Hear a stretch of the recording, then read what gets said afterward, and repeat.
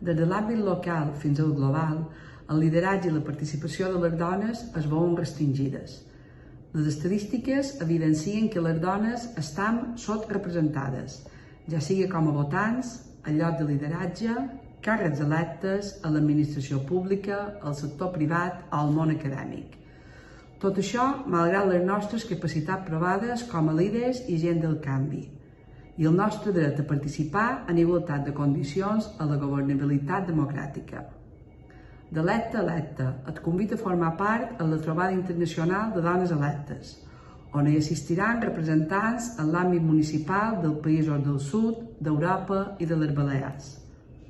La trobada està organitzada pel Fons Mallorquí de Cooperació i Solidaritat i té la intenció de visibilitzar la participació de les dones en la presa de decisions en l'àmbit local i crear xarxes de col·laboració entre totes, sempre en el marc de la cooperació per al desenvolupament sostenible.